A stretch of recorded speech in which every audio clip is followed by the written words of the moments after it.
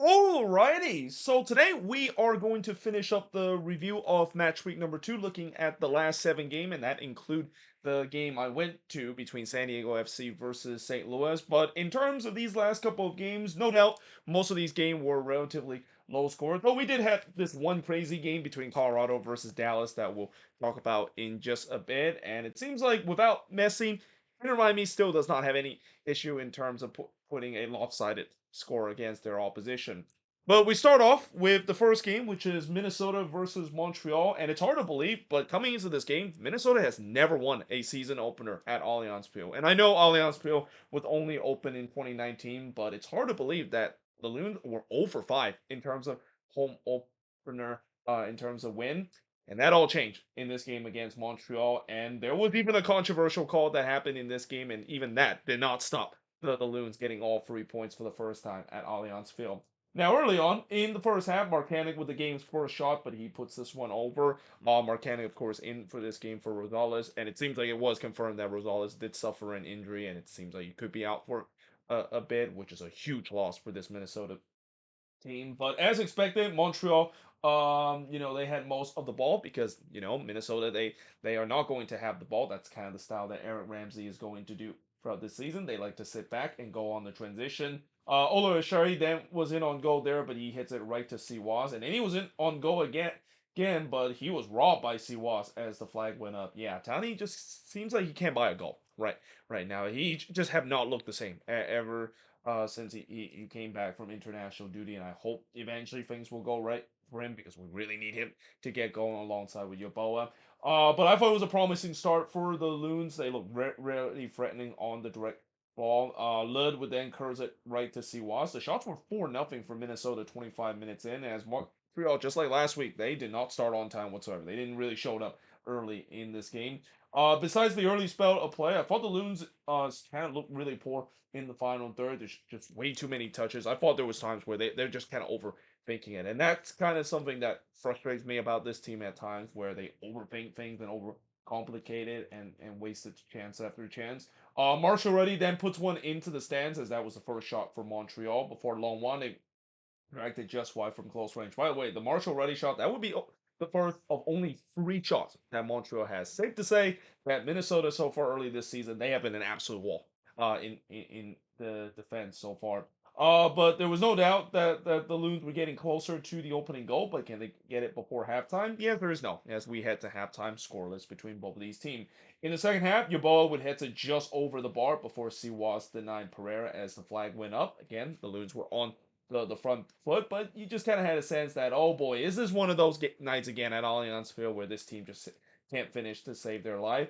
Yoboa then hits it right to Siwas in the 58th minute, and then he hits one into the stands. I mean, yeah, Kelvin Yoboa, he was very hungry to try and score a goal. The shots were now 11-1 for Minnesota, but it's frustrating the fact that there's just no goal to show for. Well, there was finally a chance to do so in the 63rd minute, and this is where the controversy began because there was a penalty that was given to the Loons, and then they go to VAR. And originally, I thought they were looking at VAR to see whether or not if that one was outside the box rather than inside the box. In fact, the commentator have mentioned that too. So to my biggest surprise, when they announced the VAR call, they said, yeah, Petrasso did not foul Yeboah in the box. And I might be biased, but I think that's a wrong call. And I think everyone can agree that was the wrong call. Even the MLS 360 crew kind of reacted to this one and was shocked by this because again, I know that some people will say that maybe Petrasso got a little touch to the ball in Yoboa, but there was no definitive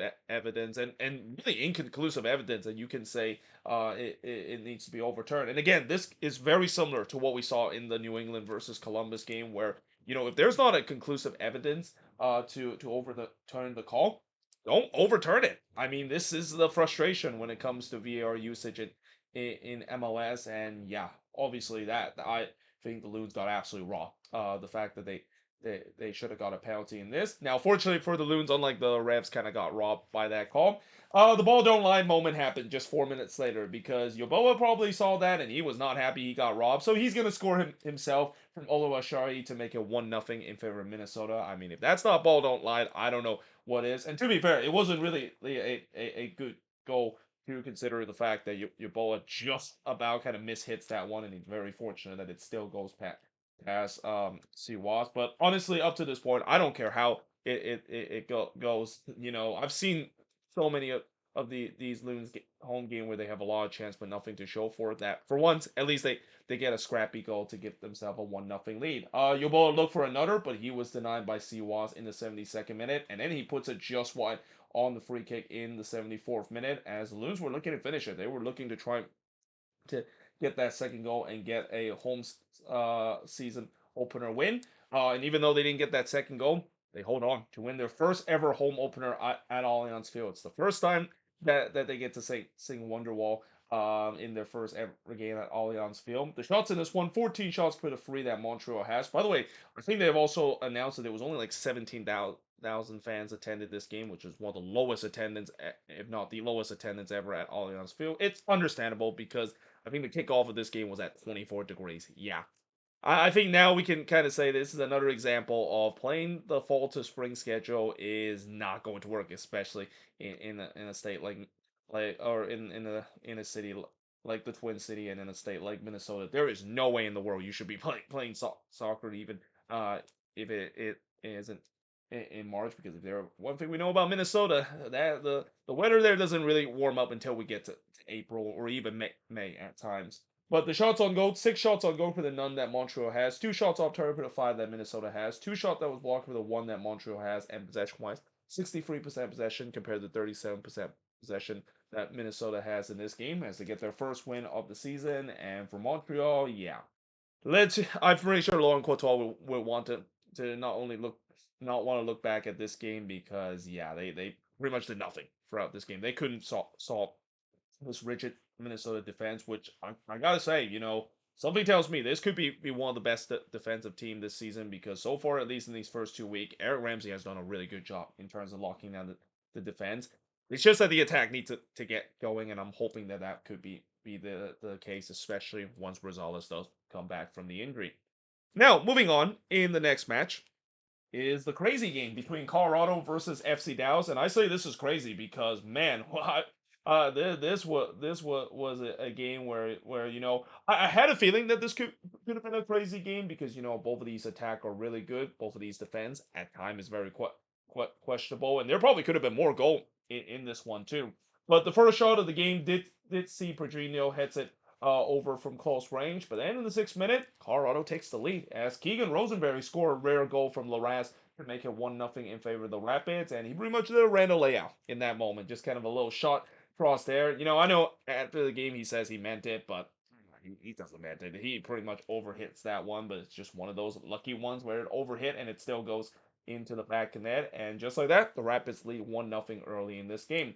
Cabral did look for another, but he missed wide there in the 9th minute. The shots were 2 apiece 15 minutes into this game. Stefan then denied Musa from close, and then Pass on the other end denied Cabral from close in the same 19th minute. Navarro then looped a header right to Pass as Colorado was pressing for a second.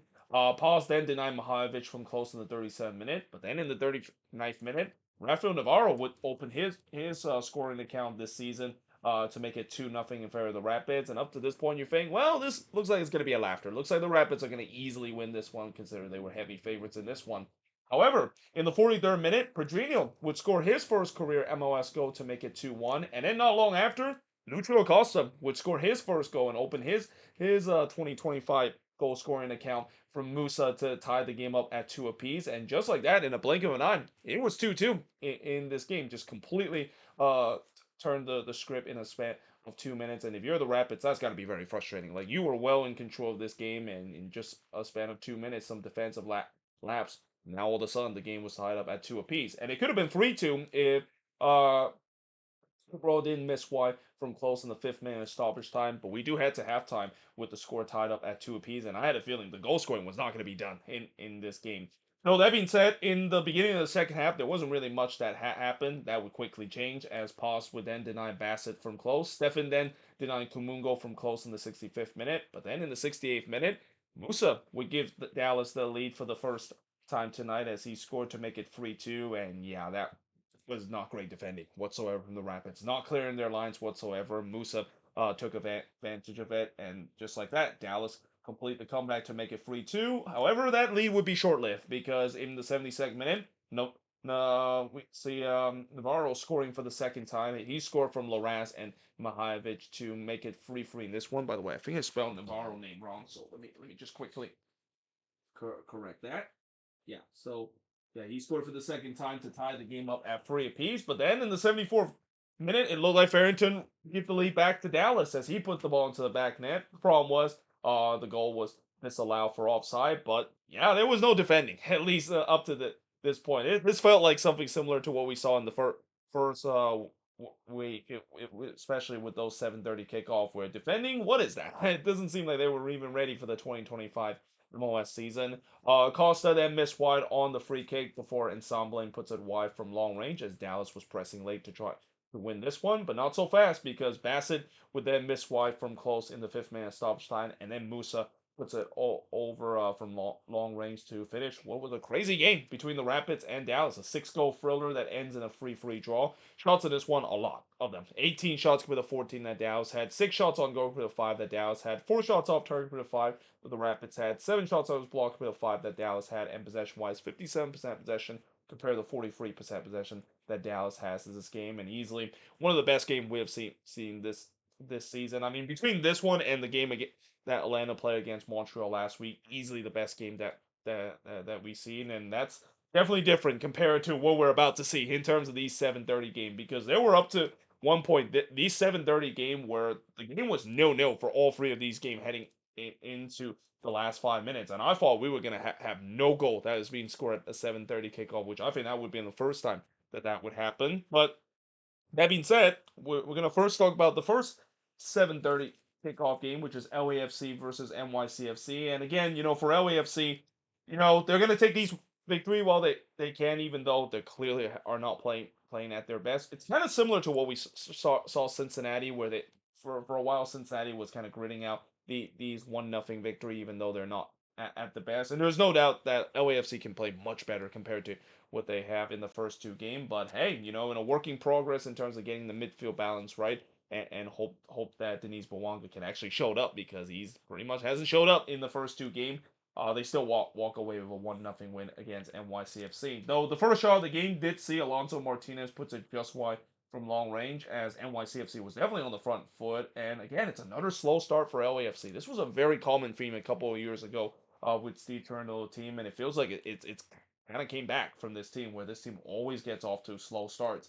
Morales would then hits one right to Lloris in the 34th minute. Yes, we're fast forwarding to that because there wasn't really much that happened in this game, and yeah, as I said, not a lot of chances was created by either of these teams in the first half, and we do head to halftime scoreless between both of these teams.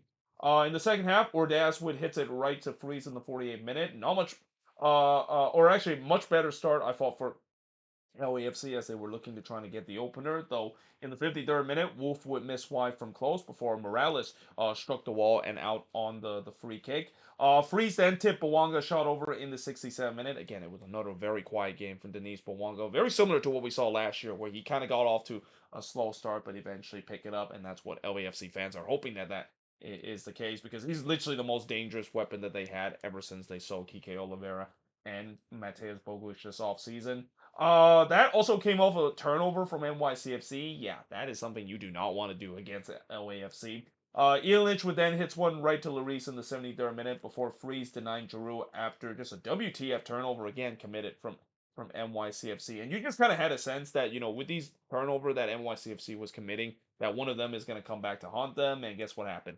It did. In the 86th minute. Well, it's not really a WTF turnover, but just more bad defending from an NYCFC perspective. And how many times we have seen that when all things are in doubt, Ryan Hollinshead would come to the rescue for LAFC as he scored here to make it 1-0 in favor of LAFC, and really just kind of right on cue because NYCFC being very loose at the back, they didn't clear their lines well and rightfully was punished because of it. Tillman did look to make it 2-0 late, but he hits it right to freeze. But in the end, LAFC repeat what they did in the last game and really kind of repeat what they did against the Colorado Rapids as well. Grind out a 1-0 win in this one. As the shots of this one, not a lot. 8 shots compared to 11 that NYCFC had. 3 shots on goal for the 5 that LAFC had. No shots off target for the 3 that NYCFC had. 5 shots that was blocked for the 3 that LAFC had. And possession wise, 52% possession compared to 48% possession that LAFC has in this game. And again, it is still a work in progress for this LAFC team, but hey, if you're not at your best and you're still winning, that's just a sign that LAFC is that kind of championship caliber team. Because once this team gets going, watch out. They might run away with the West, like what we seen before as well. And for NYCFC, yeah, this was definitely not as good of a performance that they had against Inter Miami. Though that was kind of expected because again, not many teams can go to BMO Stadium to get all 3 points and get things going, and NYCFC kind of found out the hard way in this game. But now moving on into the next game, and that, of course, is the Timbers and Austin FC. And again, this game was another game where it looked like it was going to get and no in this one, though there were definitely more chances in this game compared to this one. Starting off in the 5th minute, where the first shot of the game did Stuver denied Mora in the front post. Lassiter then missed wide from close in the 11th minute, as I thought the Timbers were on the front foot early, and I thought this looked like it could be a typical Austin game. We saw this a lot with Austin last season, where it's kind of that bend but don't break. But little do we know that it seems like Nico Estevez was not a fan of that, because this is when Austin's kind of started trying to get that opening goal. It started with Pentemis denying Pereira from close range, so James Pentemis, of course, getting the start. Not a big surprise that that uh Phil Neville was going to change the goalkeeping spot, because Maxime Crepeau was very poor in the last game, and now you just hope for the Timbers they're not going to have a situation where they could be having a revolving door in terms of the goalkeeping spot, because we've seen before when teams try to do that, it does not go so well for the rest of the season.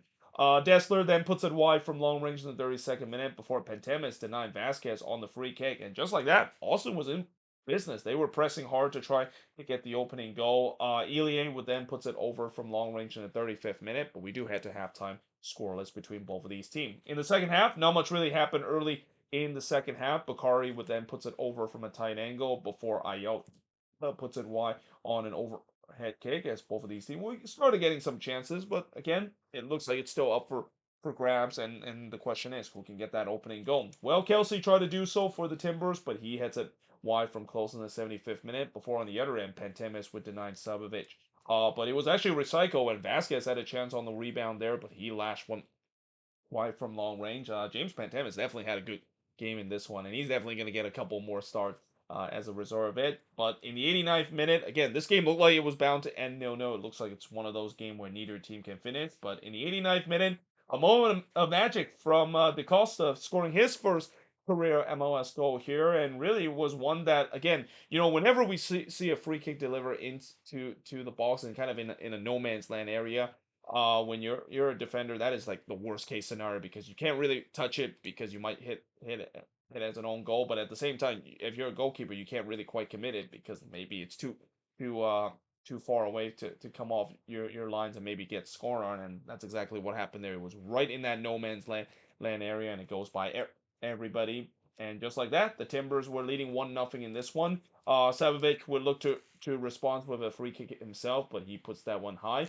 Austin was definitely pressing hard for the equalizer. The Timbers were looking to try to hold on and not do what they have done in the past, which is blowing it late at home. Thankfully, it didn't happen, as in the end, they secure a 1-0 win. It's a big bounce back win after that disastrous performance that they had against the Whitecaps. The shots in this one, 8 shots compared to 11 that Austin had, 4 shots on goal compared to 2 that the Timbers had, 2 shots off target for the 6 that Austin had, 1 shot that was blocked for the 3 that the Timbers had, and possession-wise, 53% possession compared to 47% possession that Austin has in this game. So no doubt, it wasn't a spectacular performance by the Timbers, but like I said, those take it after that disastrous game that they had against the Whitecaps. They desperately need 3 points to get themselves back on track, and that's exactly what they did. And for Austin, at least they tried on the road and actually show some improvement on the road, which I think that's what Austin fans would be happy about, because I'm pretty sure they were tired of seeing Josh Wolf team just simply park the bus and just pray to get a lucky goal and get a point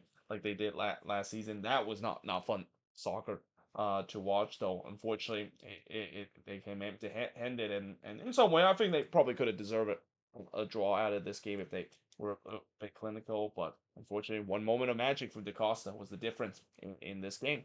With that being said, I am now going to switch board and look at the last three game, which include the game that I attend on Saturday, and also the Sunday matinee game that we saw in the Sunday doubleheader matinee game that we saw for match week number 2.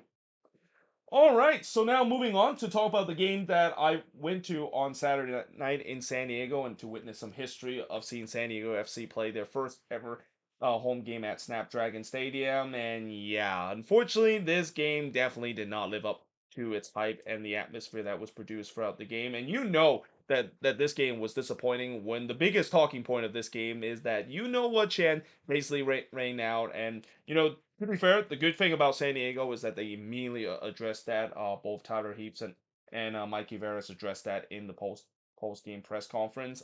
They basically say all the right words that's absolutely inexcusable that their fans decided to do the name redacted chant. And not to mention, I think as we get into the middle of this week, I'm pretty sure San Diego FC and MLS is going to once again reiterate that we do not want to hear that chant in an MLS game.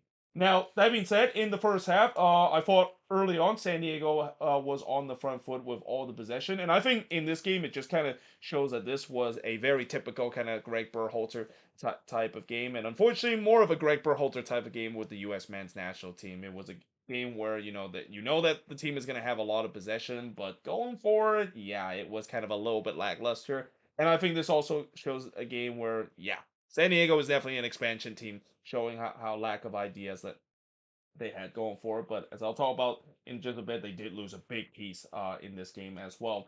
But in the 7th minute, Ingvartson would head it wide as that was the game first shot, and that would be the only shot for the first 18 minutes. So just like the last game, yeah, it was kind of uninspiring seeing how the first half went in a San Diego FC game. But the possession was heavily favored San Diego. In fact, the possession was 70-30 in this game. I don't know what St. Louis was thinking about this game. I mean, it was pretty obvious that they were going to replicate what the Colorado Rapids did to them, and that is they're just going to park the bus for minute 1. And then, of course, the name redacted chant also rang out for the first time in the 20th minute. Won't be the last time that it will ring out, and it just gets louder as the game goes along. As you know, there was definitely started to be some frustration in terms of the home fans. The fact that yeah, they want to see it go, and I don't blame them because I myself want to see a goal in this game. I was also wondering what the goal song is going to be for San Diego FC, and I want to see the stadium erupt as well. But yeah, it just kind of never did, and unfortunately, it did erupt, but in a bad way, with the name redacted chant being rang over and over again late in this game. In the 25th minute, De La Torre would hit one right to Berkey, and then this is something if you're a San Diego FC fan, do not want to see, and that of course is Chucky Lozano had to be subbed off. It looks like he tweaked his hamstring there. Hopefully he is okay because yeah, that is definitely sad to see, especially for a talented player like that. You definitely do not want to see him suffer an injury this early in the season. But there was no doubt that 30 minutes in, it's still a very boring game. Only 3 shots was produced in this game. The fourth shot came in the 38th minute as it was the first shot for St. Louis as well. It saw Dos Santos deny Watts from close range. Little did we know that would be only one of 2 shots that St. Louis would have in this entire game. Berkey then denied Godoy from close in the 41st minute, but we do head to halftime scoreless between both of these teams. In the second half, San Diego continued to dominate possession, but again, it was very slow and methodical. And as the game went on, it was pretty clear that they weren't getting a goal in this one. They just couldn't figure it out going forward on the attacking end. And again, this will happen when you're an expansion team and you're basically are fielding a bunch of guys that still are trying to build that chemistry. And then obviously it also doesn't help when Chucky Lozano, your most creative player, is not on the pitch in this game. Godoy then puts one into Tijuana in the 60th minute. There was a shout for a handball for San Diego, not given. Dreyer would then hits one into the wall in the 68th minute. Yeah, under Dreyer after an impressive performance that he had in the first game, it's safe to say that he definitely did not have an impressive performance in this game. To be fair, none of the San Diego FC attack had a relatively inspiring performance in this one. But up to this point, the shots were 10-1 in favor of San Diego, but there's only one shot on goal so far in this. Well, actually, there's 2 shots in goal combined for both of these teams, but only one of them was on target for San Diego. In fact, it was tied at 1 apiece in terms of shots on goal. Valicari then had a shot that was deflected and goes right Burkhead before Ingwerson puts it over on the header in the 74th minute. And then the name redacted chant rained out again. And this is also the first time where we actually saw the warning message on the scoreboard about the chant. At point, I thought, man, am I watching a U.S. versus Mexico game? Because I haven't seen that kind of warning on the board, unless, of course, I attend Mexico game, that is. Boateng then had a looping shot that goes over on the roof of the net. And then I also thought that this is kind of where the game looks like it's going to end 0-0 because San Diego, they look like out of ideas going forward. And as I said, St. Louis, it feels like they had no business in terms of trying to even dare to get 3 points in this one. They were parking the bus in this one since minute one. And this is also where I think the fans kind of realized that. And the frustration really started to ring out because not only the name redacted chant once again ringed out, it's even louder now. And that not only there was another warning message that was shown on the scoreboard, but now the PA announcer get involved as well. And unfortunately, it was to no avail because the the name redacted chant rings out for the last time in stoppage time, and even the stadium PA announcer that this game could be uh be forfeited as a result. And I have a feeling if there was going to be one more incident like that, the referee probably is just going to stop the game. It's probably going to happen late in this one, but yeah, unfortunately, on a historic night for San Diego FC and certainly a record-setting crowd at Snapdragon Stadium as well, it kind of ends in a bit of a sour note as it ends in a scoreless draw between both of these teams. The shots in this one, 16 shots compared to just two that St. Louis had. But the shots on goal pretty much tells the story. Only one shot on goal compared to two that St. Louis had. No shots off target but a five that San Diego has. 9 shots out was blocked with none that St. Louis had. And possession-wise, 66% possession compared to 44% possession that St. Louis has in this game. By the way, there were people paying about up to like $400 or even $500 to attend this game. For those that wonder how much I pay my tickets, I actually pay $109. I bought the tickets relatively early for this game as well, so I didn't really actually pay the extremely high prices as they mentioned before the kickoff of this game. The get-in price was like something like 189. So yeah, definitely my condolence, and also myself kind of feel a big letdown the fact that I've attended this boring game. But hey, at least I can always say that I was there to watch the first ever game for San Diego FC, and while I didn't see them score their first ever goal or even see them win at home for the first time, had a very fun experience there. There's no doubt I'm gonna go back. I also had a friendly chat with the people next to me as well. You know, again, people in San Diego very friendly people as well. I know obviously people will mention about the name redact the chant that was rang out. And for the most part in my section, I didn't really hear it from my section, and certainly not the person sitting next to me. And as I said, very nice people that I met there. There's no doubt I'm going to be going back for another game, most likely probably in September when Minnesota play against San Diego FC. But yeah, unfortunately, like I said, this game night kind of was ruined because of the what chant that is ringing out, and there's no doubt the league is gonna step in, and it's gonna be tough for San Diego to try to iron out. There's no doubt. I think they are going to iron things out. We've seen this before with other teams, especially teams that are based close to the Mexican border and has a big Mexican fan base. That it's gonna take a while to iron that chant out, and hopefully that of course is the case, because again that chant should we should not be hearing that chant. The league have specifically said that they don't want to hear it. Even FIFA themselves has specifically said they don't want to hear it as well. And I also hope that it just doesn't get to a point where we could maybe see some Leeds Cup kind of type of stuff where San Diego FC might even have to blast music over the PA announcer whenever the opposition take a go okay, because they're worried that that certain chant is going to rain out again.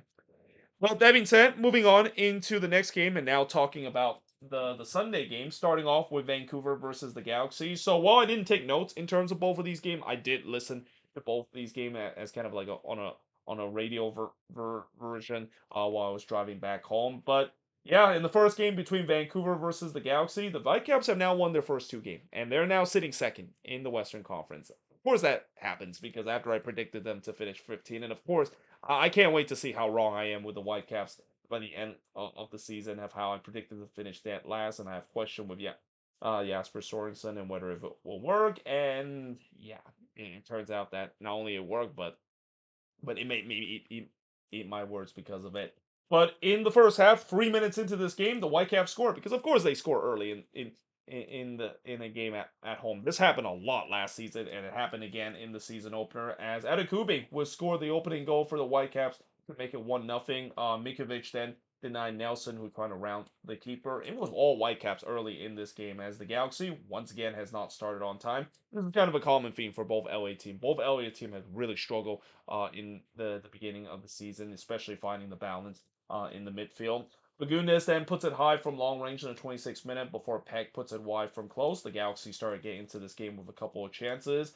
And then a very sad moment here in the 32nd minute as Adekugbe had to be subbed off with an injury. And it sucks because he fought so hard to come back after he suffered a serious injury last season as well. And let's just hope it's nothing serious. Laborda then puts it wide from the corner in the 35th minute. But then in the 36th minute, the Galaxy would tie the game up. It's Gabriel Peck. He scored from Barry and Winder to tie the game up at 1 apiece. So Peck off and running this season with his first goal. And the Whitecaps feel like there was a foul in the box. I think they thought that Blackman was fouled there. I didn't think that was a foul. I think that was Blackman just kind of tripping over himself. But nevertheless, the goal stands. The game was tied up at 1 apiece. We then had some unpleasantness between both of these teams. There was definitely some pushing and shoving that was shown in the 41st minute before Garces would puts it wide off a deflection in the 45th minute. We do head to halftime, tying up at 1 apiece. By the way, Garces would not finish this game. Same with Senate for this Galaxy team. As yeah, the Galaxy are already they look like they're paying the cup taxes with not only players that they sold off to get themselves under the cap, but now it seems like the MLS gods want payments for that MLS Cup that they won last year. But in the 53rd minute, White would puts it wide on the header before goal would heads it wide from close in the 66th minute. We then go for a period where really not much happened, and this kind of favored the Galaxy because they want to walk away with a point out of this game. They were trying to limit the chances that the Whitecaps were having. Lagunas then puts it high from long range in the 79th minute before in the 86th minute, Peckwood hits one right to Takaoka. Though, as I said, with the Galaxy looked like they were going to hold on point. I take that back because now it looked like they were trying to press to trying to get a big road win. That didn't happen because literally after I wrote that, Brian White would score the game-winning goal from Vite to make it 2-1 in favor of the Whitecaps, and that would be the final score of this game. As the Whitecaps, they win again. Here, they're now still second in the league because, of course, they are second in the league after I predicted them to finish dead last in the West in the beginning of the prior to the start of the season. But the shots in this one, 15 shots for the 6 that the Galaxy had, 2 shots on goal for the 4 that the Whitecaps had, 4 shots off target for the 3 that the Galaxy had, 1 shot that was blocked for the 7 that the Whitecaps had, and possession-wise, 50% for both of these teams. And I know for Galaxy fans, it's easy for the fan base to really panic about the start that they had, but you got to remember they lost a lot of key pieces this offseason, and not to mention the injuries to 2 of the 3 killer pieces. It has been absolute killer, and no pun intended there in terms of the attack. The attack just does not look like the same with 2 of the 3 killer pieces not being there, and not to mention everybody talk about that, but let's also not forget about the midfield as well. Sembria and and Winder. They both doesn't seems like they're getting themselves in rhythm in terms of the midfield as well. But overall, the injuries have also started to harm them as well. So yeah, the Galaxy's gonna have to right the ship at least in the beginning of the season, and this is also where it's kind of unfortunate. But for a team that I thought they were have good hope in the CONCACAF Champions Cup, and there still could be a chance that they could. But now it could be a tall mountain to ask, especially in the next game against Heredano. Even though I know you would think that should be a game that Galaxy should be able to beat Heredano in the two-leg affair. We just saw what Heredano did to RSL, so that's not a given, especially with the way the Galaxy are getting off to a really slow start to this season due to injuries and also them selling off some really key pieces just to get under the cap heading into this season. And then last but not least, is Inter Miami versus the Houston Dynamo. So obviously coming into this game, it was announced that Messi, of course, we're not going to be playing in this game, and this is not a big surprise. We're going to see this happen throughout the season, where there's no way in the world that Messi is going to play every single game. As much as that's something that the MLS and the fans that attend these games really want to hope for. that's just not going to happen, especially with the amount of games that Miami has. Though I say but despite the fact that Messi didn't play in this game, not only the fact that Miami didn't skip a beat, but they didn't really kind of rotate anybody else. Like Messi was the only player that rested. Pretty much his friends still play in this game, and his friends definitely made a big impact to this game alongside with the new signing because that guy called Segovia. Yeah, he's definitely making a big impact with this team alongside with Alanda because he scored just 6 minutes into this game from Suarez and Kamaski. He can thank the Dynamo defense once again self-destructing themselves. This has been a problem for the Dynamo at least in the first 2 weeks where just eating themselves, giving the ball away carelessly that cost them a goal, and it happened for the second week in a row, and it won't be the last time we see that happen too for this team. But in the 11 minutes, Suarez would put it wide from close range. No Messi, no problem for Miami because it seems like they hardly skip a beat. They were well in the control in this game. Suarez then missed wide from close in the 26th minute before Tarbell denied Alande in the near post. The shots were now 4-1 for Miami 33 minutes in.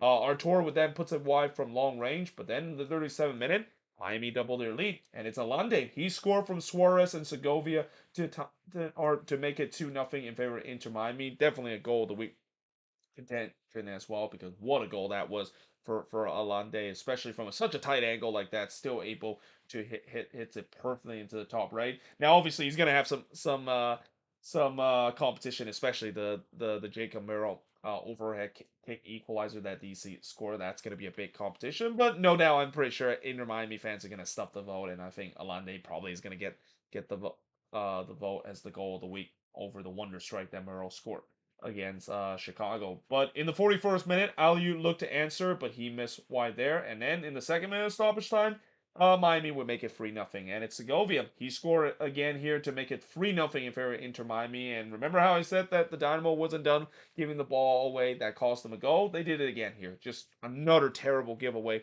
from the Dynamo. And right at the stroke of halftime, too, as well. How many times I've said when you concede it a goal right on the stroke of halftime, that is always going to be a backbreaker. And up to this point, you just kind of has the sense that, yeah, there's no coming back for the Dynamo in this one, as Miami were well in control heading into halftime with a 3-0 lead.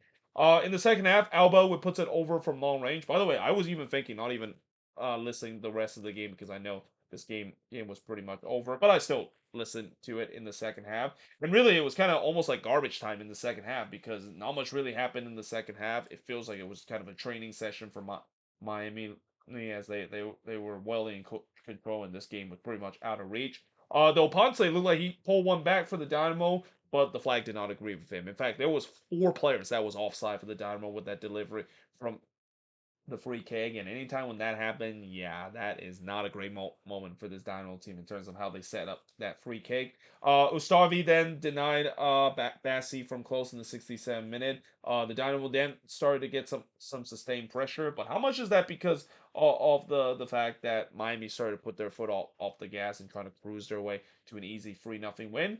Well, in the 74th minute, they make it 4-0 as Luis Suarez would score from Busquets to make it 4-0 in favor of Inter Miami. That was just vintage Suarez with a great run and the goal as well. Though I will say that as great as this goal is, yeah, Andrew Tarbell probably should have done better. He did get a hand to it. This was toward the near post. I think he probably should have saved that. And this is also another thing that is very baffling that the Houston Dynamo did this offseason. Why in the world did they decide to get rid of Steve Clark and decided to make Tarbell as the starting goalkeeper? And again, no disrespect to Andrew Tarbell, but he's not a starting goalkeeper in this league. And you can take that as a San Jose Earthquakes fan, seeing my frustration over Tarbell all these years.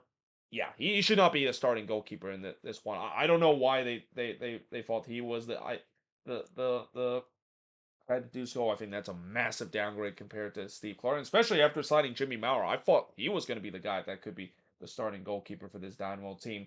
Though in the 85th minute, the Dynamo at least give their fans something to cheer about as Nico Ladero make a rare appearance for this Dynamo team as he scored his first goal for the Dynamo. And as I said before, it was already weird seeing him wearing an Orlando City jersey. It's going to be even more weird seeing him wearing a Houston Dynamo orange kit instead of the usual rave green that he wear for the Sounders. But he scored from Duenas to make it 4-1 in favor of Miami. There was also a red card that was handed out after the full-time whistle, and something tells me this is probably going to be rescinded because there was some pushing and shoving that happened after the game. Frey was kind of sharing some this film some displeasure over while the Dynamo player, and while the ref was trying to break that up, I think Frey kind of accidentally bumped the ref. I mean, I don't think he meant to do that, but yeah, I don't think that was a red card. I think that is probably going to be rescinded in terms of the discipline committee doing this middle of the week. But in the end, it was an easy win for Miami. And again, no Messi, no problem for this Miami team. As the shots in this one, 10 shots for the 7 that Dynamo has, 3 shots on York for the 6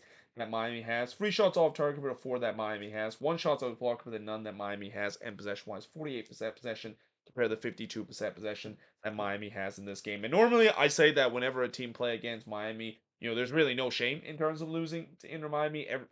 A lot of teams get blown out by Inter Miami, even when you're playing at home. But there's going to be a lot of concern if you're the Dynamo looking at these first two games where they haven't really played relatively well, and once again they're having the same problem that they had last season as well. They cannot win at home. They're dropping a lot of points already at home, which is just kind of baffling to see because this used to be one of the best home team in the league, and they are now 0 for 2 to start the season, and now they're really hoping their road form, which was actually a strong point last season, is going to be once again the case heading into this season to dig themselves out of this early hole. But there you have it. That is pretty much it. Looking at all of the game from match week number 2. Let me know in the comments below what do you think of these remaining games, as match week number 3 is going to be back in just a bit. Obviously, we still have some CONCACAF Champions games to talk about. Tomorrow is kind of weird because there's going to be like one game that starts at 3:30 my time, and then there's another starts at 7:30. I don't know why there's has to be a big gap between that. I might actually just do 2 separate review because there's a bit of a gap between both of those games. But either way, hope you guys enjoyed this video. If you do, make sure you guys leave a like, smash the subscribe button, and yeah, I of course will see you guys next time.